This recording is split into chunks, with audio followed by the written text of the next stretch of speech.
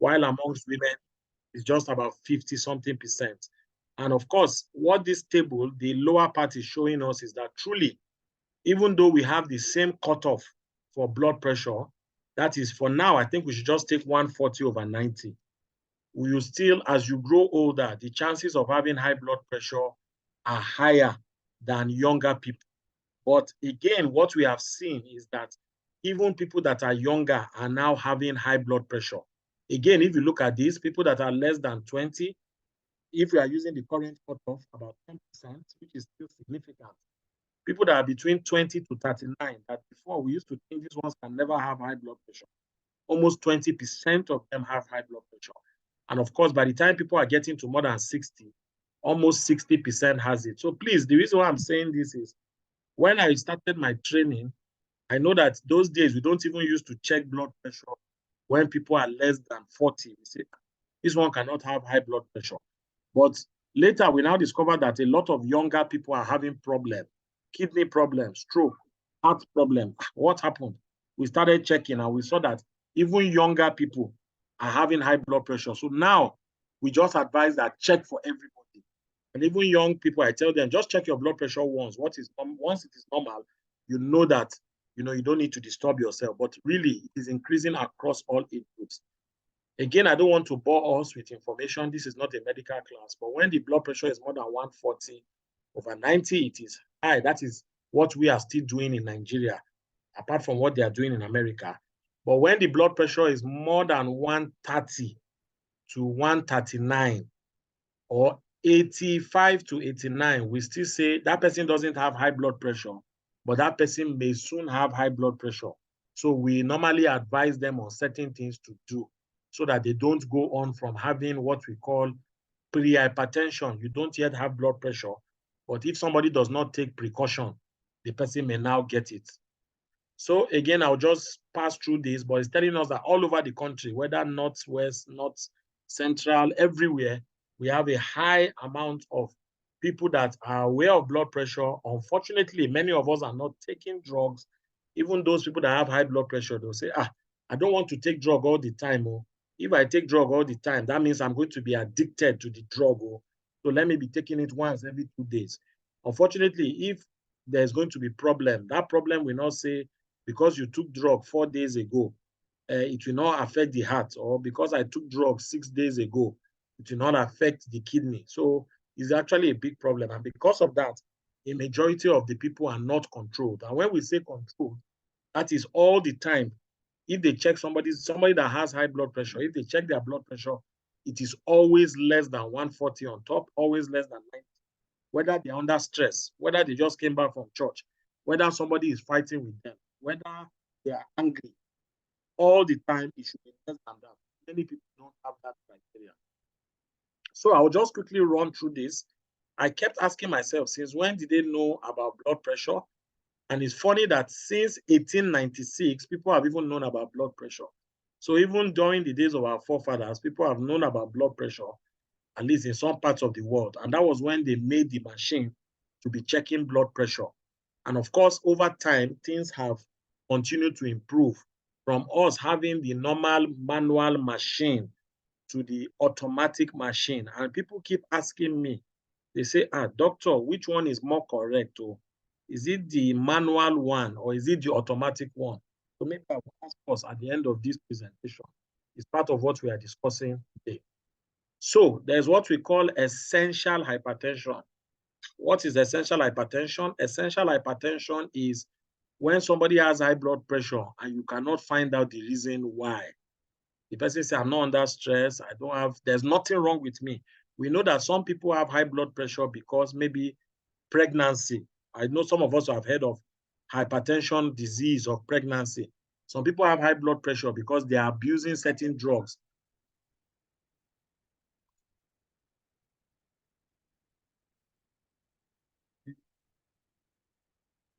Without prescription, especially steroids, prednisolone, because of their leg is paining them, or they have asthma, and over time they develop hypertension.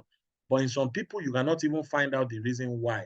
And before, this used to be common in those that are older, like 40 and above. And usually, if you ask them, they'll say it's true. My dad had hypertension. My mom had. Oh, there was one uncle that had. There was somebody that just died suddenly, or it's as if the BP was high. So there's such people.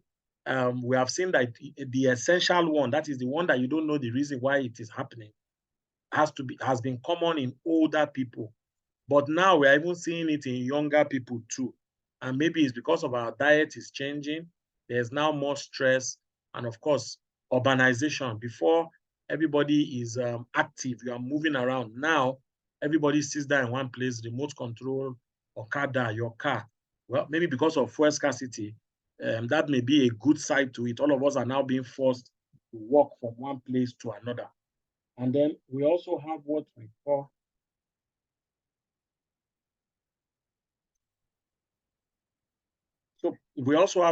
malignant hypertension, where the person has high blood pressure and it is quickly affecting the kidneys and other parts of the body. Now, this is a quote I saw. Those days in 1931, somebody said that the greatest danger to a man with high blood pressure lies in its discovery, because some fool may now try to reduce it. So in the past, the funny thing is that people felt that the higher your blood pressure, the better. And people thought that the high blood pressure is just like compensation for the body trying to acclimatize. Unfortunately, they were very, very wrong. And what showed everybody that they were wrong was, funny enough, is even a very important person. And that was the president of America. Now, if we go back in history, there was a man known as Franklin Roosevelt. He was the president of America, very popular. Initially, he had BP of about 168, 62 over 98. That was in 1937 when he was about 54. But at that time, people felt that this one is even normal BP now. Some people are even having 200. In fact, the higher the better. So his doctor, who was not a physician, but somebody that treats the ear and the throat, said, no, leave him. Let him continue with his BP like that. Okay. After some time, about 4 years later, they saw that the BP kept going higher. It was now about 180, 105. By this time, the man started falling sick. Sometimes he cannot breathe very well. He'll be feeling down, but they didn't know that it was due to the blood pressure. They'll be massaging him, giving him drugs to prevent seizures, and then treating him for like allergy. Some people always have clearing of the nose, and they didn't know that that was not even the problem. What happened? Now, by the time it was 1944, his blood pressure used to be very, very high. And the man now started having things like stroke. In fact, by the time he was re-elected in 1944, his blood pressure was recorded as 200 over 100. And then some months later, he now had severe headache. Now in today, we know that when somebody has severe headache with high blood pressure, we know that, this one is stroke, and the vessel in the brain has busted. But that time, they never knew. So suddenly he lost consciousness, and by the time they checked his BP, 300 over 190. In fact, now most of the machines cannot even get to this level. And of course, he died at the age of 60. Then people now said, is it possible that high blood pressure is the problem? And this was President of America, not anybody. But that time, people didn't know the importance of high blood pressure. So that man's case is like a textbook of all the complications that used to happen when people don't treat high blood pressure. Remember, I said he was having shortness of breath. He will be getting tired easily. When he lies down, he could not breathe. He was feeling weak. His leg was swelling up, but they didn't pick it up. That's why they say knowledge is power. So, and that was how he died. So by the time he died, that was when some people now started saying, I think we should start looking at high blood pressure. It may not be normal. It may not be normal. Sorry. Okay. So these are again from some early textbooks, medical textbooks. In 1940, they said mild high BP is less when it is less than 200 to less than 100. Now, if you bring that kind of one to the rush you and I it's over 110.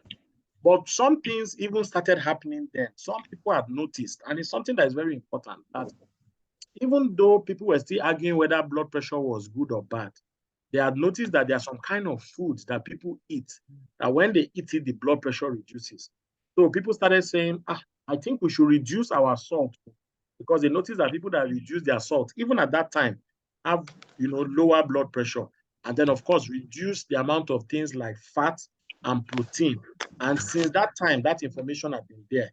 So it's nothing new that we're even saying now when you go to your and they say reduce salt, reduce since 1944. I've known about it. Because at that time, they didn't know how to treat it. And at the point, people used to do operation to treat high blood pressure. It may sound funny, but there's a gland in the body, we call it a gland, they need to remove it so that they can. But what happened?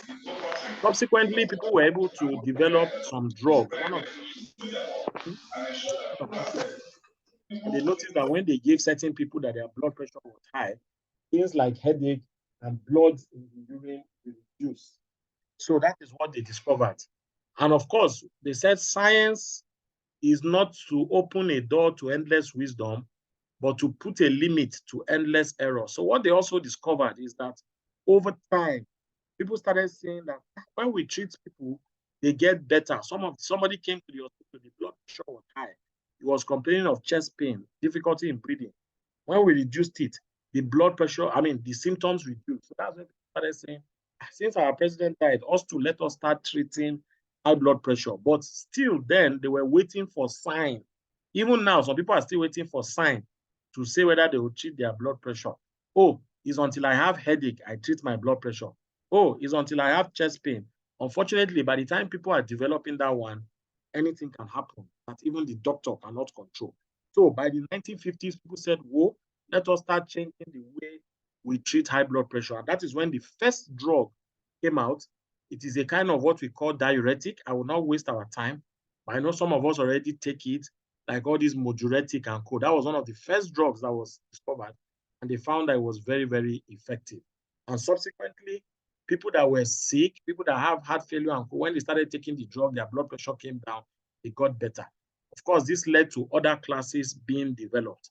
Because this is not a medical class, I just need to tell us that people try to find out that, why should I even take this drug? What is the evidence? But they have done a lot of studies. Studies are when they get people together, they give them the drug and they monitor them. They may have some people that are not taking. For example, now I may want to do a study. I say, okay, Ejo, some people say they don't want to take the drug. I say, okay, you come to this side. Some people say, I'm going to take the drug. I say, okay, come to this other side. And we give some people drug, we don't give some people drug. And then we monitor and see what happens to them. And then they discovered that those people that were taking the drugs lived longer and had fewer complications, no stroke, no kidney problem. These are all the studies that have been done, more than 20-something studies. So I always say this so that we don't think that somebody just sat down in their room, or sometimes you look at the internet, somebody will say it's fake, oh, it's fake, don't mind them, they're trying to make money. That is not the case.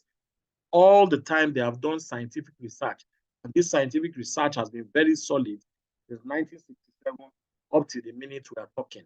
Again, what they have also discovered is that in those days, when they now said, let us start treating, people were saying, okay, there are two types. There's the one on top, there's the one below. People were concentrating on the one below, that is diastolic. That, it's only when the diastolic is high that we should treat. Allow for even the one on top to get to 160, 170, no problem. But later, we now found out that all that information is wrong. And now we look at both the one on top and the one below. Though we are concentrating more on the one on top, but both of them should even be low. But the most important thing was that in sometime in the early 2000s, what they discovered is that even those people that, as I said, the blood pressure is getting high, that is, by the time it's even getting above 120, 129 on top, or 80 to 89, or you are getting to more than 130, then even if the person is not on drug, that person must take lifestyle measures. What are those lifestyle measures? I mentioned them: lower salt, lower the amount of fat, eat more of fruits and vegetables, and things like that. And of course, that is why we now have a lot of success in the management of hypertension. Unfortunately, a lot of people still don't believe. People still say, especially men, if I take it, it will affect my libido, And something will happen. A lot of time is even psychological because the hypertension itself is even affecting what we call libido. Some people will say, oh, my erection is not good though, because I took drug. They don't even know that the problem is that it is the blood pressure that is so high. It has destroyed the blood vessels that are going to all those places. So what is the future of hypertension? Because I don't want to take too much of our time. The future is that now we are trying to transform it. Very soon, what we are doing now currently is that people should be able to check their blood pressure at home. In those days, you must go to the hospital to check your BP. Now we advise everybody, buy the machine, check your blood pressure, and you can even know whether your blood pressure is high and when it is high. You may be saying, is any time I talk to Dr. Shodipo that my blood pressure goes high? You will know that please avoid Dr. Shodipo. So that is just an example. So please let us get fig and check our BP at home. The second one is promoting healthy behavior. Let's stop or reduce alcohol. Don't smoke. Try not to be overweight. Those days too, being on the big side, people say, àwọn eléyìí tó ń gbádùn lélẹ̀. But nowadays we have discovered it is a killer.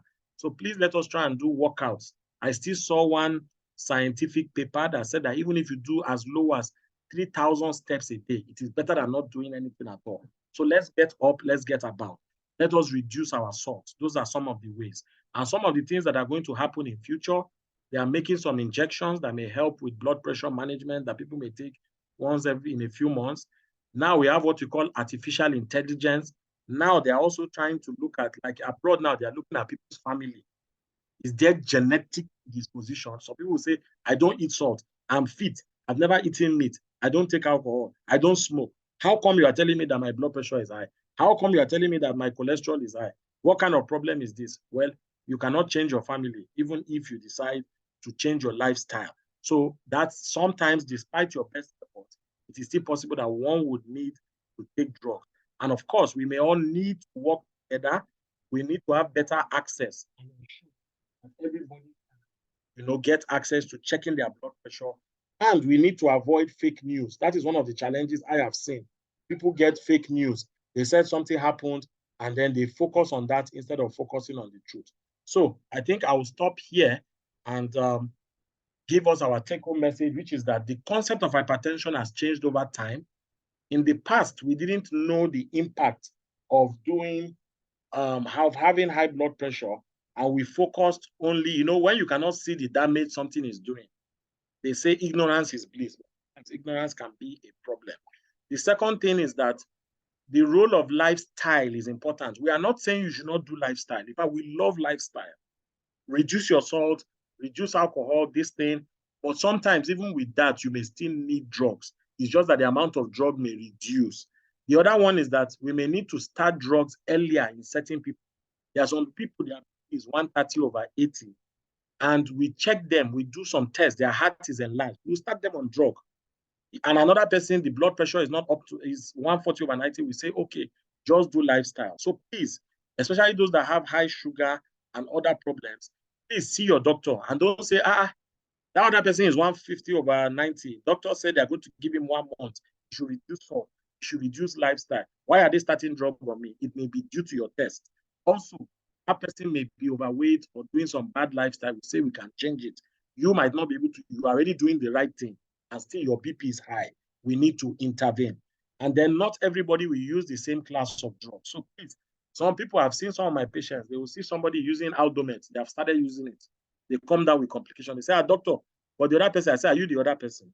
You don't know why we wrote it. For example, pregnant women can only use certain type of high BP drug. We cannot give other people. You now go and copy the person. You didn't know why they gave the person. And of course, the medications that we are using now are safer and with minimal side effects. So we are starting them earlier and use longer because the new thinking is that we don't even want people's BP to go high. That is why in America, they reduced their own level from 140/90 to 130/80 because they saw that as the BP goes higher than 110, 120, it is causing strain on the heart. And that's why now we tell people, apart from checking your BP, go and do ECG, go and do your cholesterol, go and do this, go and do that. So it's very, very important. And of course, the last debate is, should we continue drugs for life? That's why people don't even like the drug. They say once doctor writes it for you, they will never stop. They will be speaking grammar. But yes, if there is need to take it for life, one should just pray that one should live long because there's no point somebody having stroke, heart failure, heart attack or kidney problem, that is when they now start the drug and still take it for life. So what has one gained when there are already problems and the drug may not even work? And what is the summary? The future is bright, and we must avoid the mistakes of the past, which truthfully a lot of us are still making, because we see high blood pressure, we see different things, and we still say, Ejeka file. Please check your blood pressure today, see your doctor, have a conversation. They will know whether you are going to need lifestyle, whether you're going to need drugs, and they will do other tests. Some people are lucky that what caused their BP, maybe they're abusing prednisolone. Once they stop it, they are better. So I think I will stop there so that we have time to take questions. Thank you very much. Thank you very much, sir, for the wonderful delivery. Thank you very much. And I'm going to reemphasize that last point. Don't let us make the mistake of the past. In the past 1 week, I've encountered two people that had the stroke. One was a woman that had the stroke. He has been on treatment. At a point, I don't know how she got about it. She claimed that the baby was controlled, and she stopped her drugs. The next thing was that she had a stroke, and unfortunately, they couldn't do much for her. Then the other man was a man around 54 years of 50 years of age. Yeah, has been this one have been having this. The BP will go up at time, then it will come down. He never started BP drugs, but currently now he has a stroke that affected his right and upper limbs, right upper and lower limbs, and he's managing it. And we have had here today now, he's going to manage that for as long as possible. Even if there is a recovery, the recovery may not be much. There will be remnant residual effect. So we have heard today about hypertension treatment, the journey so far. So it's time for us to ask our questions.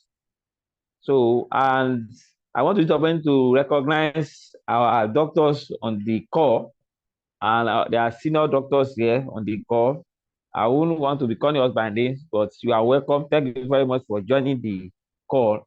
And so it's time for us to ask our questions.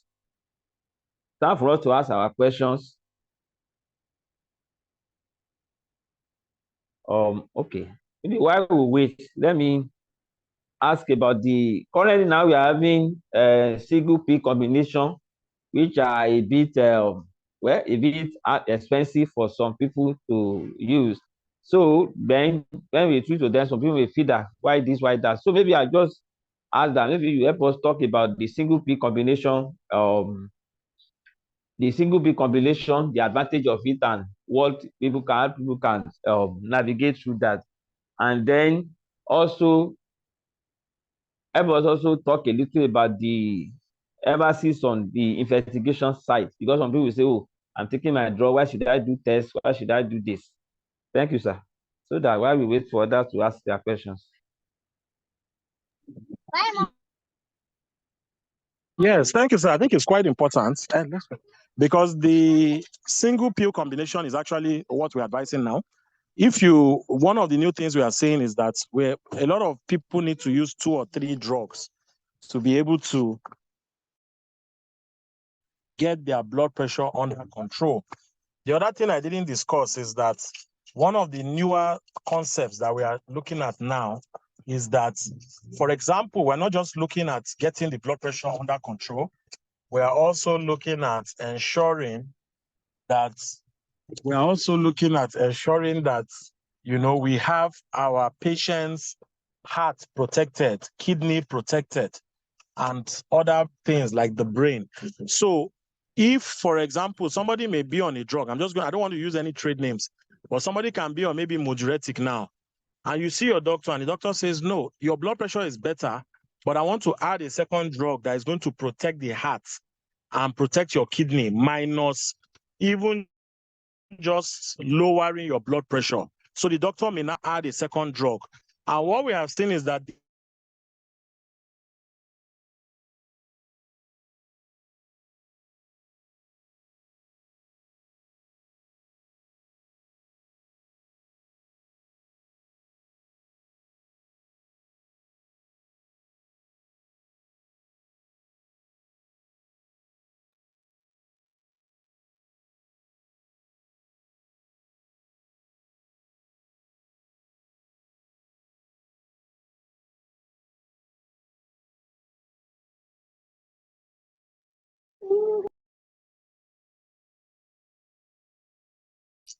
Oh, hello.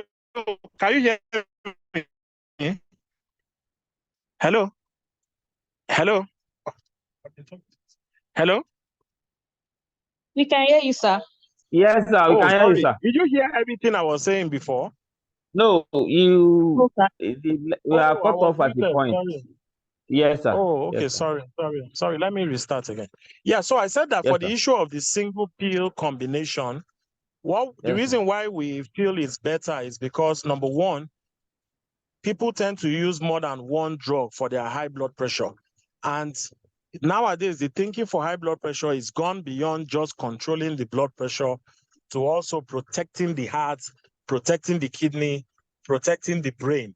So, for example, somebody may be on one drug, maybe most times we are on nifedipine or moduretic or amlodipine or whatever, and your doctor says, no, I think I've seen something. I'm seeing some signs in the kidney. I'm seeing some signs on the heart. There's another type of drug I want to add for you. And that drug, apart from lowering blood pressure, it protects the heart.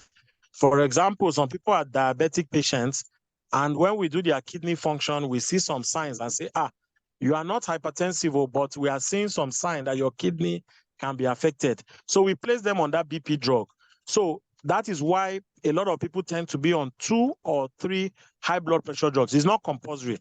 And when we have seen is that if you are on multiple drugs, the likelihood of completing your drugs, taking them at the same time is difficult. So now we are promoting what we call single pill combinations where 2, 3 of those drugs are in one tablet and they tend to work better. The same way, if you are eating rice and meat and salads, you cannot absorb everything at the same time. If you are eating it together, it may actually be much better than eating them separately to get the delight from that. So that is exactly what we advise with our. So that's exactly what we advise with our single pill combination. We have seen that it increases the chances of people using their drugs regularly, and it also ensures that they get the best outcome for those drugs. And then the second thing is that we must. Okay, bye. Yes, thanks. Yes. Okay. So sorry, I'm multitasking. Yeah. So the second thing is that we must also ensure that when somebody is told they have high blood pressure, please, nowadays, I tell people that one of the major reasons for treating anything, for me personally, is to live longer. It's not just to say we are treating it or just to be taking drugs. And we have seen that if, for example, somebody has high blood pressure, there are some other signs that we need to look at. Remember that I mentioned that somebody can have high blood pressure or somebody can have blood pressure of 130/80. Which the Americans are now using. And if you here, we will tell you, go and reduce your salt, don't take drugs, we'll follow you up maybe in 2 or 3 months, be checking your blood pressure at home. But if you do a test, for example, the test where they connect something to the chest, known as ECG, and we see that, the heart is already getting bigger, even with this 130/80, then we may need to start drugs and start on certain types of medications. So the role of investigation is very, very important. Nobody is wasting your money. I saw a patient, the patient said, doctor, you people like wasting money. It's as if you are having deal with the people doing tests. I said, no. And when we did tests for him, we now discovered a problem that was not showing. He was thinking that we discovered that the heart was very large when we did ECG and echo. And he was saying, doctor, I cannot feel anything. I said, you will not feel anything. That is why we are doing these tests. So there are some tests that we normally advise. One is to check the size of the heart. One is to check how the kidney is working. One is to check the sugar level. One is to check the fat in the blood. One is to check the urine. So all those tests are very, very important. Even the blood level. We have checked before and we saw that, this person's blood level is very low. And this was a sign of kidney problem. It was because they even checked the blood level that the doctor said, please, let's go and check the kidney level. So it's actually very, very important. And again, let me mention, it's not because you did it in 2020, then you have done it for life. I'm sorry, that is not just the case. I always tell people that what all of us should do is that, can we make doing tests. I know the tests are expensive now. Even me, they wrote tests for me. I've not done it. Let me confess. But at the end of the day, I've made it my own birthday wish. If there is no sign, of course, if my chest is spinning, I'll quickly go and do the test. But every year, let us ensure that some basic tests are done. So when we go to the hospital, don't say, if doctor says, please, go and do your kidney function again, you say, but I did it last year, now what happened again? No, you have to do it. And remember, once you are even on drugs, some of those drugs could affect certain parts of, for example, the level of potassium.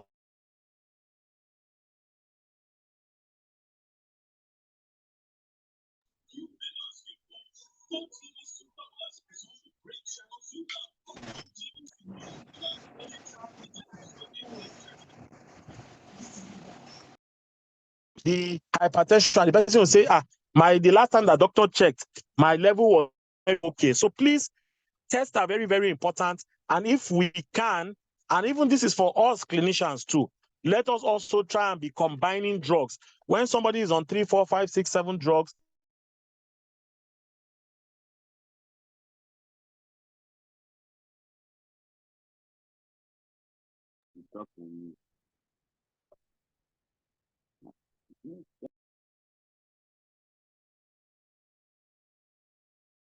oh, doctor, I'm using this one, is expensive. Can we change? Oh, doctor, I feel somehow when I use this drug. Oh, check your blood pressure at home. What has it been? It's getting higher. Let's do this. Oh, it's getting lower. Let's reduce this. We all have to work together. It's not as if one person will just give you instruction and say, go and do it. So I think I will stop there. And please, for other people on the call too, we can also make contributions. I mean, that's the beauty of having other doctors, and even we that are, in quotes, laymen, we may have some contribution to also make. Thank you so much. Thank you, sir. Thank you very much, sir. There are some questions on the chat box, sir. So the first one is related to blood pressure. If blood pressure is related to elevated cholesterol, and the cholesterol is being treated, should the person stop using BP drug? Then there was a question also about this all these curing supplements. Some people will say, okay, I'm now on a particular supplement, I don't need these drugs again. Or some people even say, okay, I'm taking what do you call it? All these there's some kind of leaves. People will say, okay, once you boil it and you are drinking it, you'll be fine. Garlic and all those things. Can they replace blood pressure drugs? Then yes, can they replace blood pressure drugs? And then what about the rising cost of health? Well, to answer this, so that's why health insurance is now compulsory for all of us to have, so that we can help to minimize our pocket expenses. Then, and assist edition. Thanks for the program that has been ongoing. Okay, somebody is making comment. Thank you, sir. So those are the questions on the chat. So Mrs. Adeyemi, please ask your question. Good evening, sir. God bless you. Thank you for the lecture. I just want to find out, sir, in this drug, now I am on export.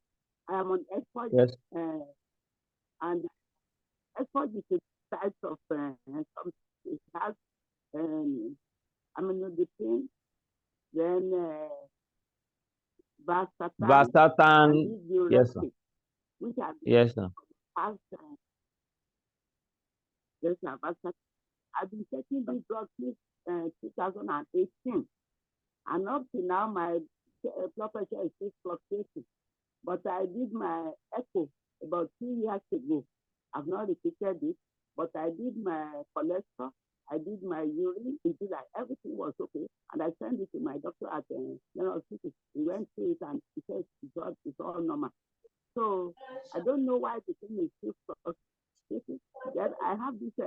They said it's part of the side effects. As I am sitting down now, all part of my body is like they put pepper, like they rub pepper on me. Why are those things happening? Is this drug not really working again, or are you going to make a substitute? This, like you have just said right, these drugs are so expensive, especially for for old women that are doing nothing. What is the government doing to help us? Thank you, sir. Okay. Hello. Hello, sir. Can you Yes, hear me? sir. You can answer the question, sir. Yes, sir. Okay, please let me thank you, ma, for that question, and then I will take the questions on the chat box. Yes, thank you, ma. Well, the from what I understood, you are on X-Forge, which is a combination of valsartan, amlodipine, and hydrochlorothiazide. And I think I heard you say that your blood pressure fluctuates. Yes, that your blood pressure, is it X-Forge HCT or just plain X-Forge? Yes. Hello, ma. Yes. Hello. Okay, ma. So, well, what I would advise, mommy, is that you will need to come to the hospital and 25. okay, 25. That's X-Forge HCT. Okay. So, ma, I think the best advice I normally give is you need to come to the hospital so that we can have a review. Before then, what I normally advise is that please be checking your blood pressure in the morning and in the evening, preferably at home, using a standardized machine. We are not selling machines, but there are some machines that we have found to be standardized. I'm sure if you contact Dr. Lagunjoye, he can advise you on the type of machines that are standardized. And then also ensuring that you are checking your blood pressure. Ma? Hello? I've just Sorry, can you hear me? This I told Dr. Lagunjoye. Hello? Yes, I'm hearing you. Okay, ma. Okay, ma. So please, you will need to contact Dr. Lagunjoye. But one thing I want to mention is that please ensure that you are checking your blood pressure in the morning and in the evening. Also, ensure that you are doing it in the right manner. There are some tips to checking your blood pressure. You should be relaxed. You should sit down upright. You should not be under pressure. Ideally, not that maybe you feel like urinating or you're on telephone or something. All those things will give wrong reading. You shouldn't have taken coffee within 30 minutes to 1 hour before checking your blood pressure, ideally. Also, when you check it, ideally, I tell people that please check it 3 times.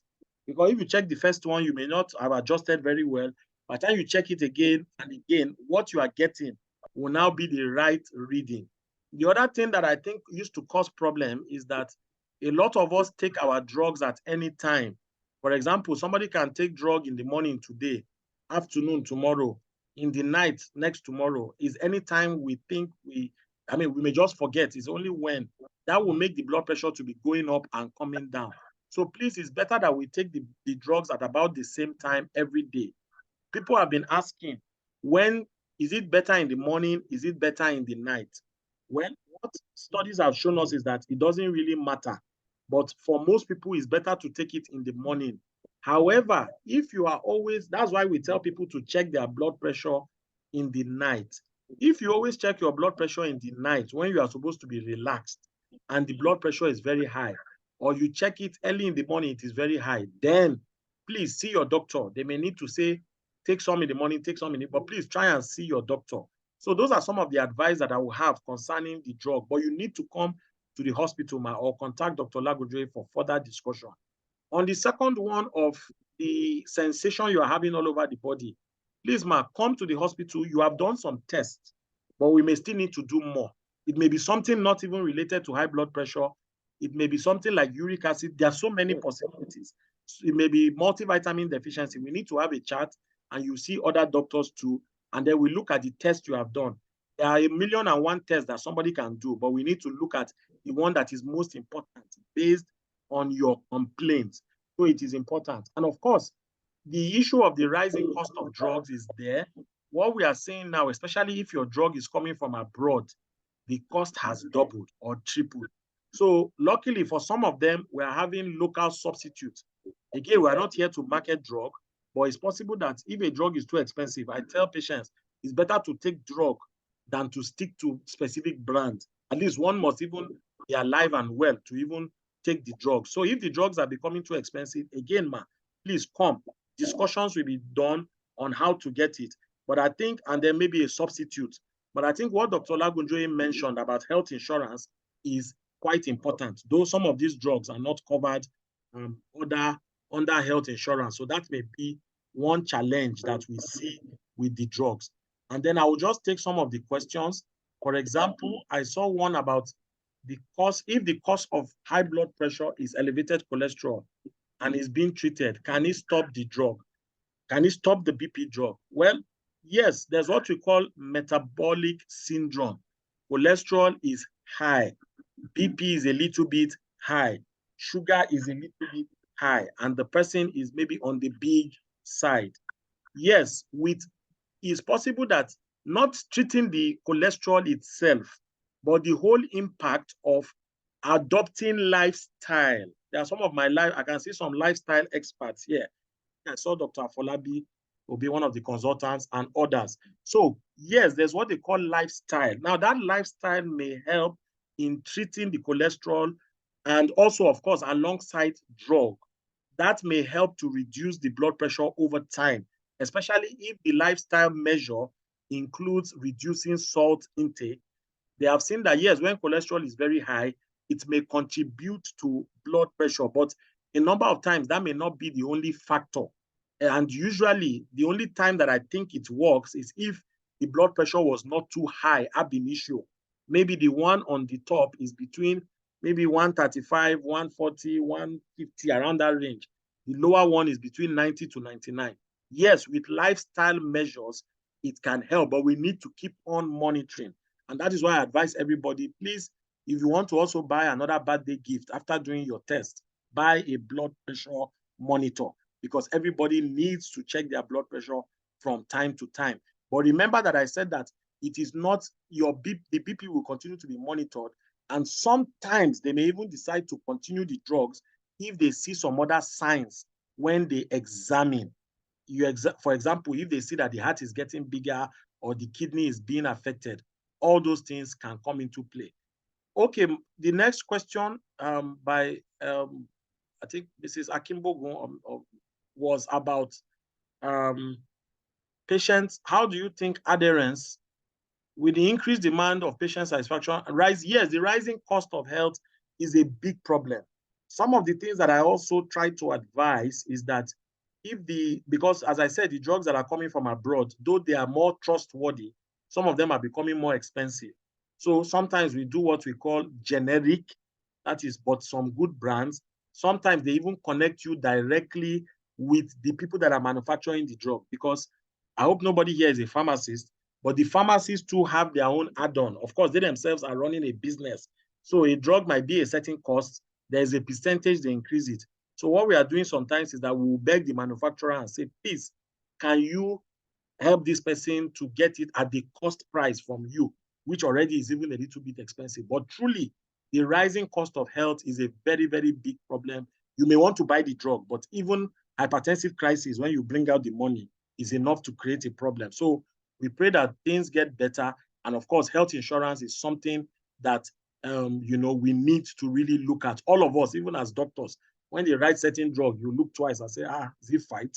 And I'll say, no, you need it. So please, it's something that we need to look at. But again, as I said, there might be room for generic if some of those other drugs are more expensive. So please, again, have those conversations with your doctors, have it with your pharmacist, and I'm sure we'll all come to a conclusion. Then what is the best combination to minimize erectile dysfunction? And how far is the effect of the common diuretic on blood sugar? Thank you so much for those questions.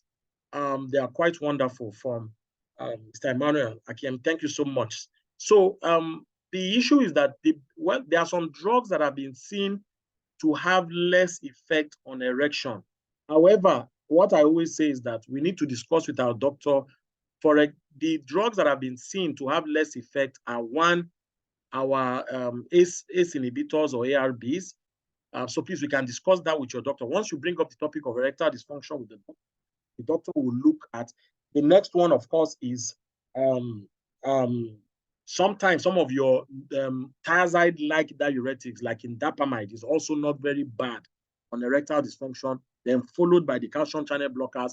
But drugs such as your beta blockers are not very good for erection. But the truth of the matter is that sometimes we need these drugs.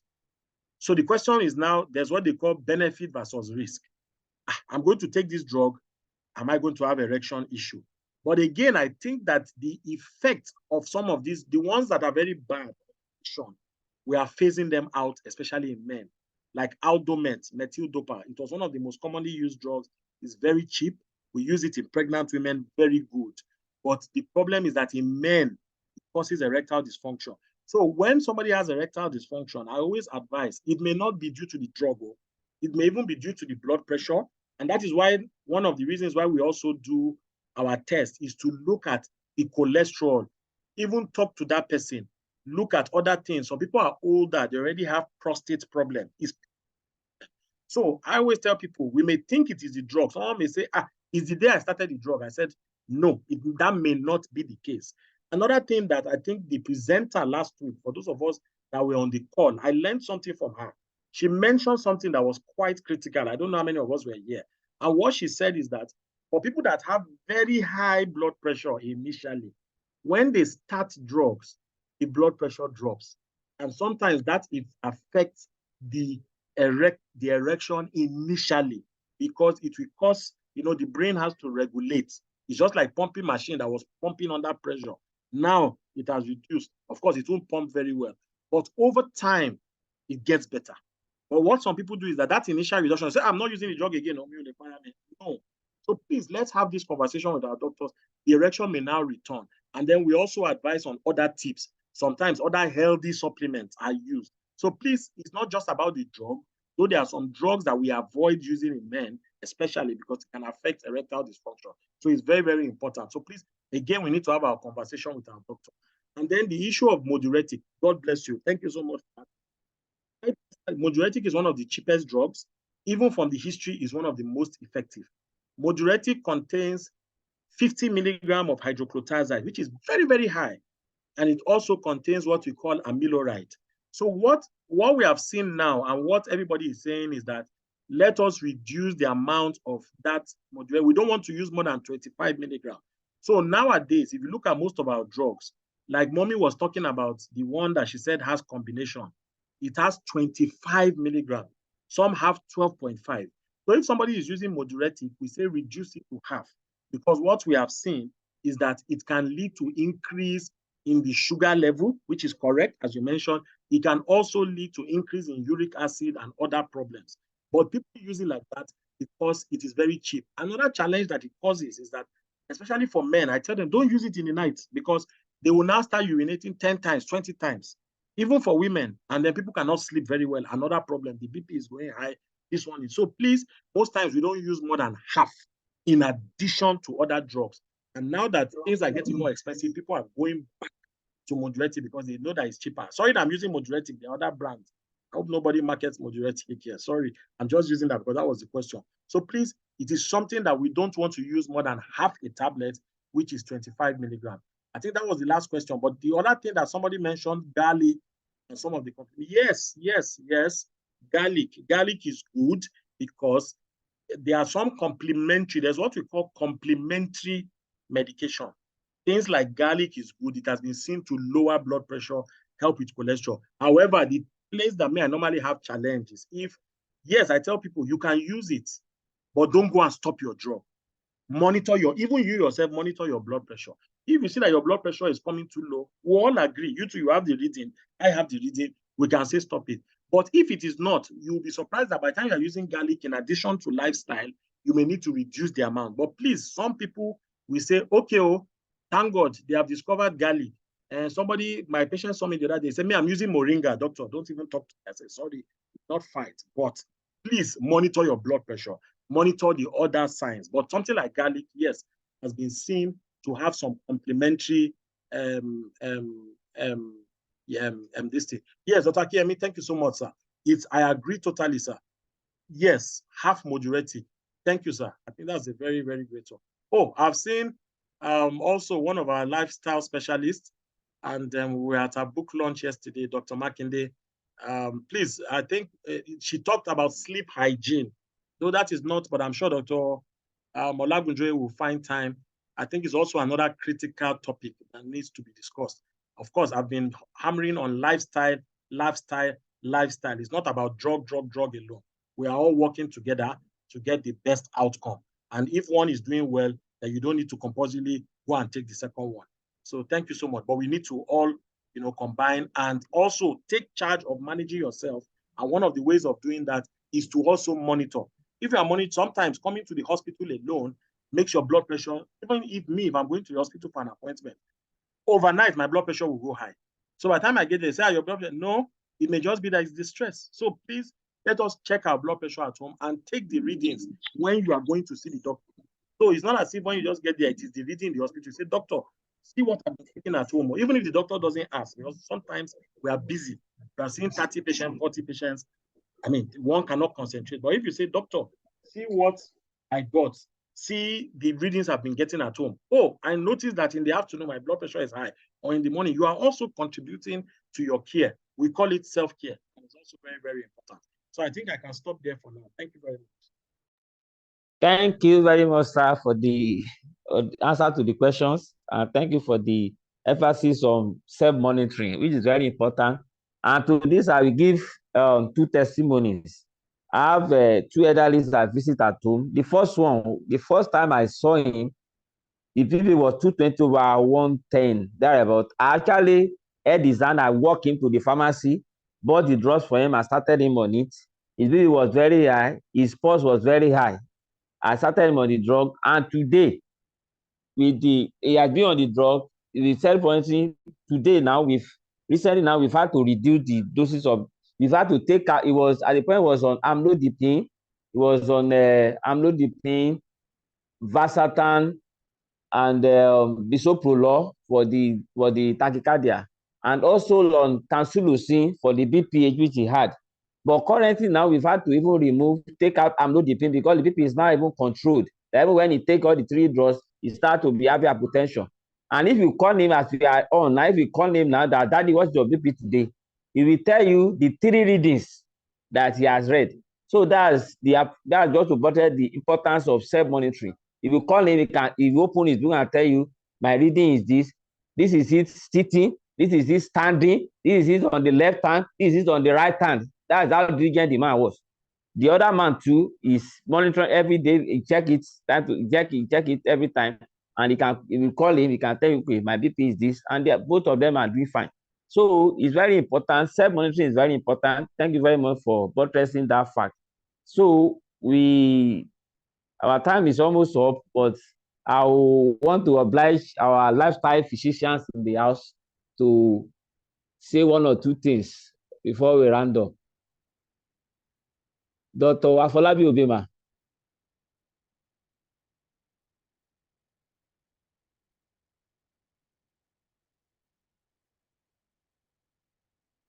Good evening, everyone.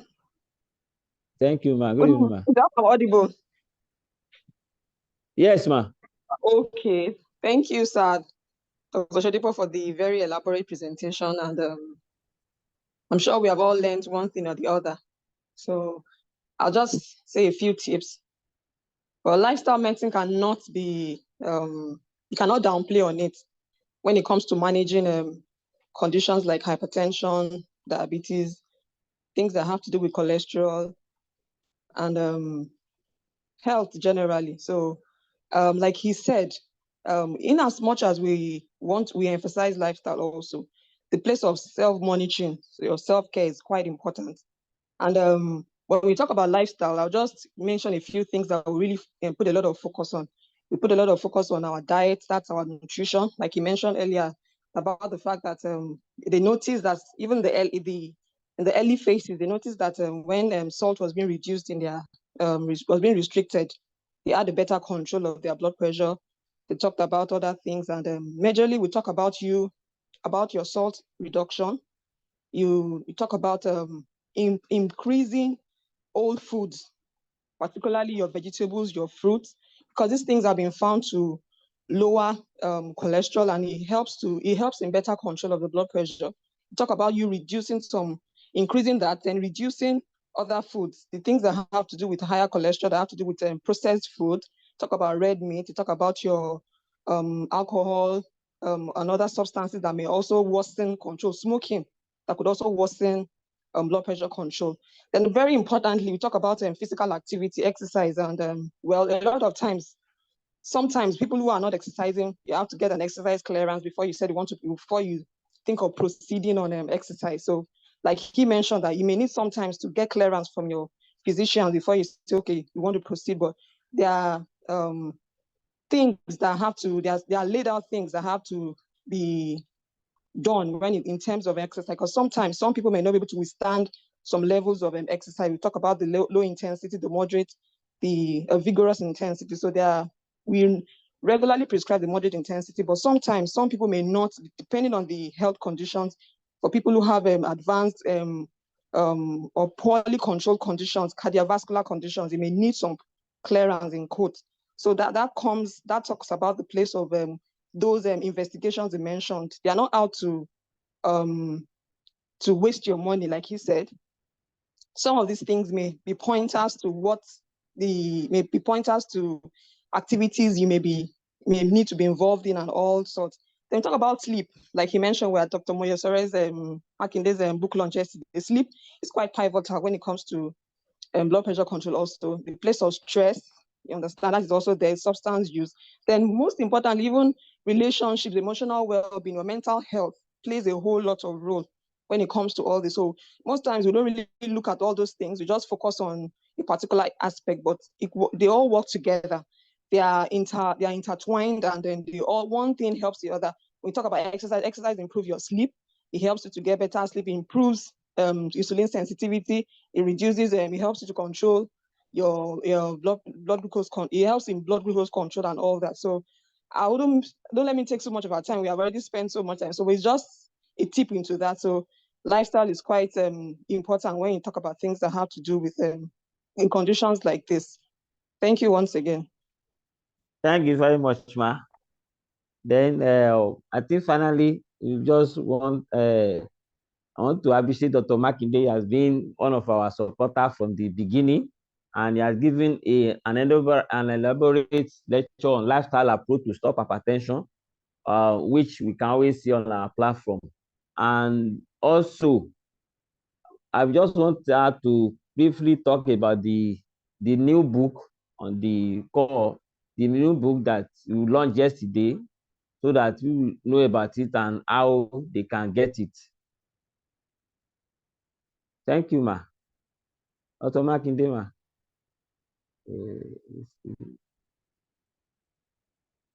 Okay, I think she's logged out.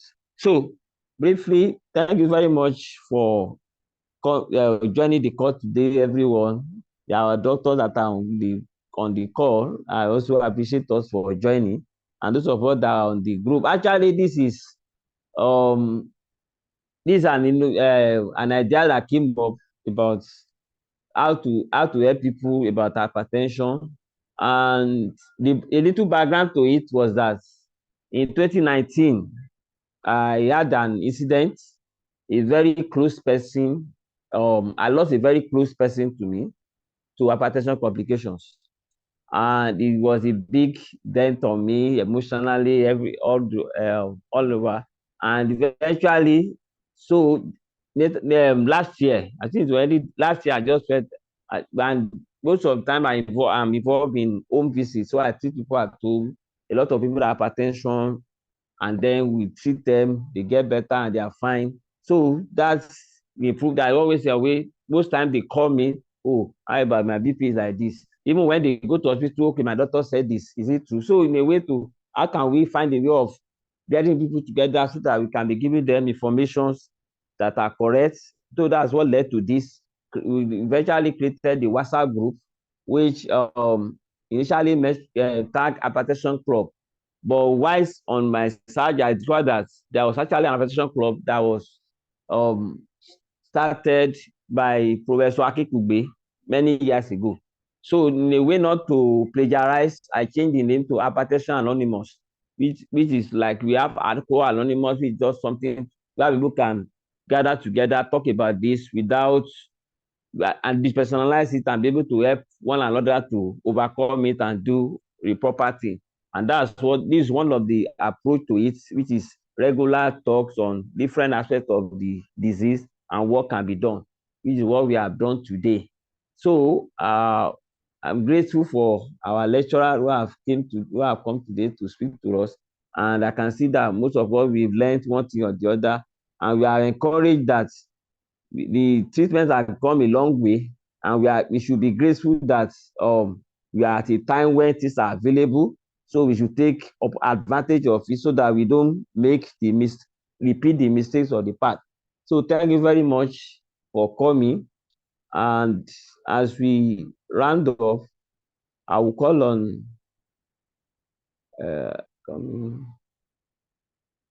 Mrs. Falade to give up the closing prayer so that we can round off. Usually, we don't want to take more than 1 hour, and we are still within that range. Thank you very much, ma. Mrs. Falade, ma.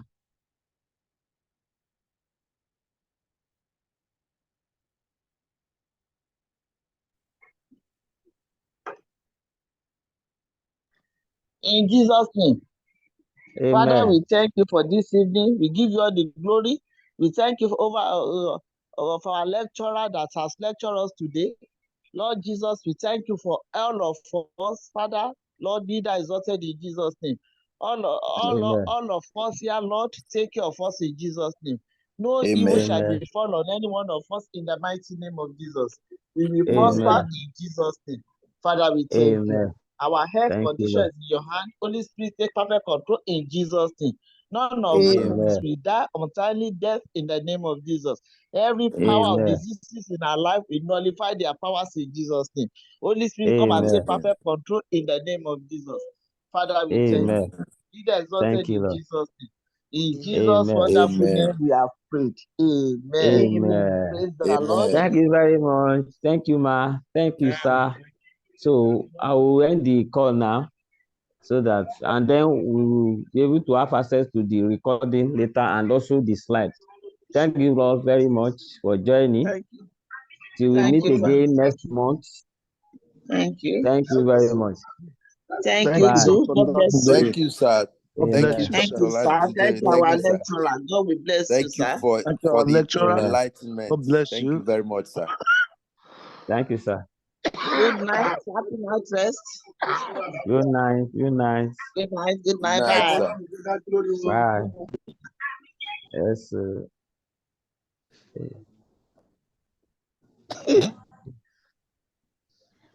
could do